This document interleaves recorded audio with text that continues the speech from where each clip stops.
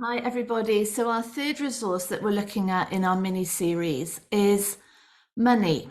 And oh my goodness, this is maybe the one with the most anxiety, the most confusion, the most spiritual bypass, probably, um, because I think money is so closely tied into survival.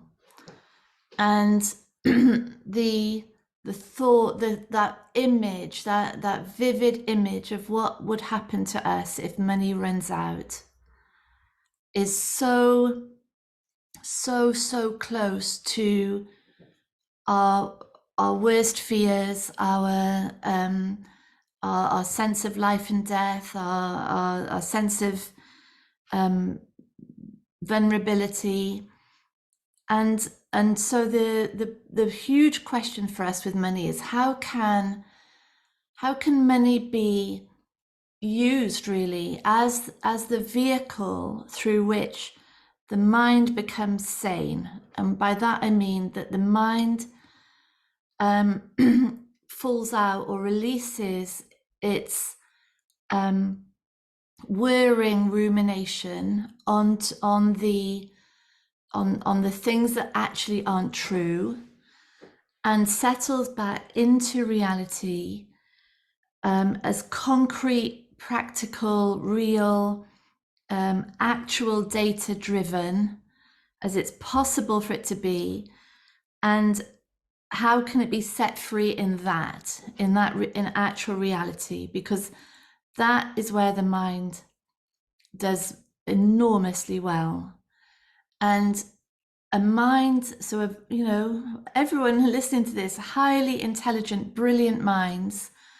But when those brilliant minds are trying to solve problems as though those problems are real, absolutely real, and those problems are tied into core emotional vulnerability, core childhood wounds, that whole setup is it makes us ill. I think like it really, the confusion is so intense, the fear is so intense, the shame is so intense, that and the mind is so desperately trying to solve it, all through this thing called money.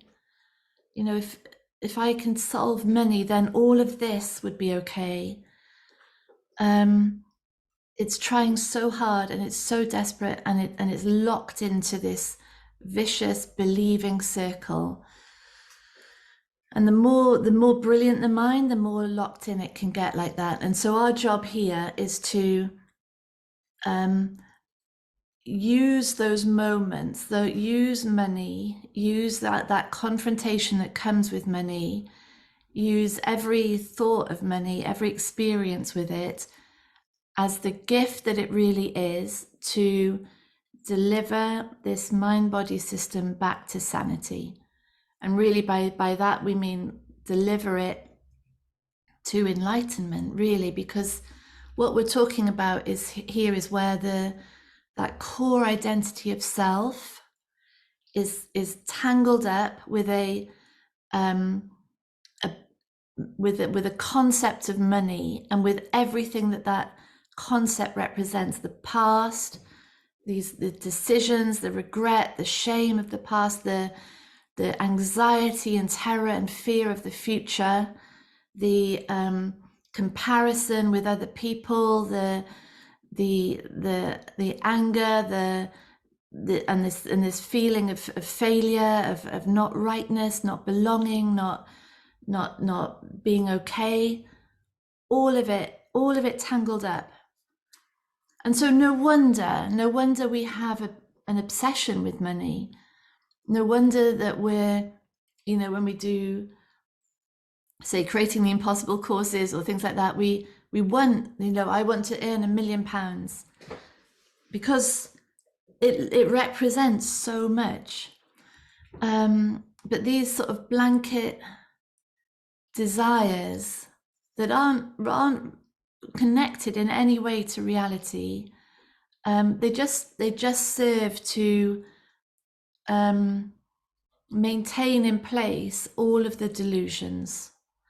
And our job here is to, step by step, moment by moment, day by day, bill by bill, interaction by interaction, bank visit by bank visit, shop by shop, rent check by rent check, coming back and back and back to what's true. And that's the huge distinction. We want this shift from a mind desperately trying to secure the idea of me in a concept created world, unquestioned world, all of it a projection of the same wounds and conditioning that creates this vulnerable self. It's the shift from that to a mind engaged with actual data, actual reality. And yeah, my own example, money is like, this is such a interesting one area for me. Money, it of all the seven, I would say it's the resource that's the most confused. But I do know, the time of my life when I was earning 20,000 euros a week net into my bank account through my consultancy. I had 4 houses. I was living luxurious life, really. That's the time of my life that's been the most terrifying in regards to money. Waking up every night at 2 or 3 o'clock in the morning, terrified, like thoughts of homelessness continually in my mind, not being able to be in a conversation with people when they're talking about future and money and things like that. Just so scared and so obsessed with decisions from the past. The whole future was like this precarious, on the verge of homelessness, really. And so that experience really did show for me that there's no link between fear and terror of money and future and all of it, and actual money, actual amounts of money coming in. It's entirely subjective, and it's all revolving around these projections and these layers of belief and this confusion about what is true. That's the fundamental confusion. What is true? And as we shift out of that to, really what we're not, because we're not trying to deny money. I think that's the other, that's the sort of other confusion, is that either we're obsessed with it, we're believing, we're terrified, we're regretful, we're shameful, we're in comparison, or we're saying, I'm so spiritual, money doesn't mean anything, there's no such thing as it, it's just a made-up notion. No, it's not, is it? It's really not a made-up notion. There is, in reality, there is things that we need: shelter, food, nourishment, drink, companionship, health, and money can help buy those things. And our job is just to get so real with it, so that this creative intelligence is set free to do what we want to do, and that scope can get bigger and bigger and bigger. As when I was talking to a lovely person about money and about unfairness, and why is it that some people have so much and some people have so little, and that can be a lock-in for ourselves, can't it? That belief, and our daily life can be this comparison and ongoing injustice and resentment, or through this conversation, money starts to become a resource to, first of all, clear up any confusion within us, really, like fully can clear it up, and then move out to the world using that deeper understanding of the abundance of money and how money is earned, how it's drawn in, to really make a difference, to genuinely change people's lives. And so what we're interested in is coming into this space of creativity, of infinite potential, of abundance, really, which is what it is, and that happens by being in reality. It can't happen by being in this conviction of reality that isn't true. Yeah, so this isn't bypass, and it's not allowing the mind its lostness.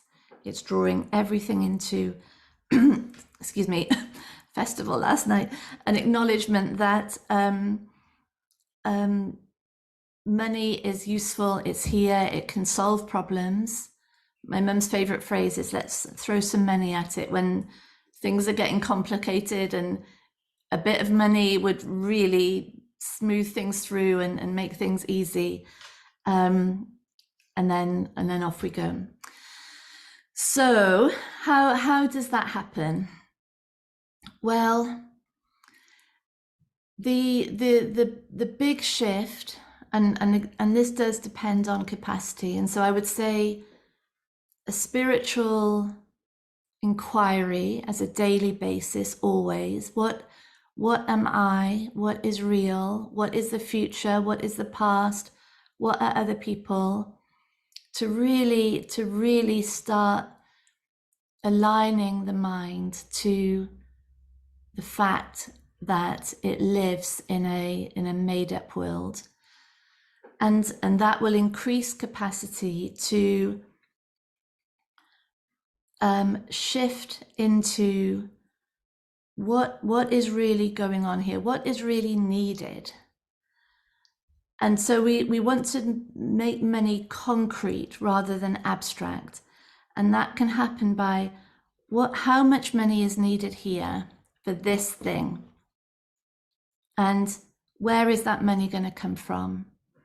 And if there isn't enough money right now for this thing, what are the other options?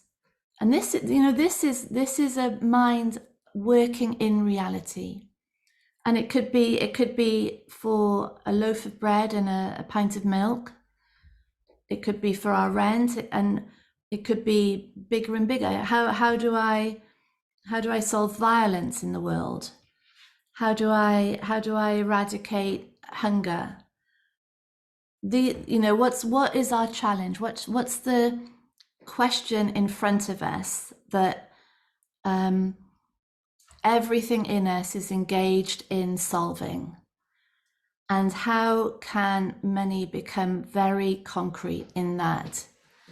And I think what this starts to unlock is there's the amount of money required, there's the availability of that amount of money, and there's all the ways, including all the ways how that money can be obtained, or also all the other ways that thing can be obtained. And so this is a very fluid space, so different from this locked in, fear-based, shame-based, survival-based. And when we're talking survival, we're not talking survival of the physical in this. We're talking survival of this idea of me, this entity of me, which is trying to be fixed in place. And we're just moving into the concrete each time. And along the way, aspects of that believed idea of what we are will be challenged. There will be discomfort. You know, it might mean asking people for things that we feel ashamed to ask for. It might mean going beyond our comfort zone in terms of what we you know, that what we offer in terms of raises that we ask for, in terms of training that we want to take, in terms of extending our offering, our business, our capacity. There will be challenge because our current situation with money is the result of all our conditioning, all our wounds, all those elements of need, fear, insecurity, shame, instability. That's what's creating this current perceived reality. And so it looks like the way to peace is to stabilize that identity. And we think that's going to happen through money, and that's the core confusion. It won't. The way to peace is in continually exposing and healing those layers of conditioned belief that make up this idea of what we are. So it's the complete reverse. We're dissolving, we are not stabilizing, we're dissolving every believed aspect of self, other, and reality. And money, yes, money is absolutely, it's such a source of confusion, because it looks like it can fix the future. It looks like it can fix this view of me, and it really can't. It's the other way around. All interaction with money is dissolving any belief that the future is how it is being projected, and any belief that I am what I think I am. So it's an enormous topic. We've got a whole month of this later in the year. It's I think because it's so linked into survival that and it's where that survival has shifted into this idea of me, not into the actual physical mind body. That's the reason for this confusion. But yeah, so huge money. Thank you. Bye.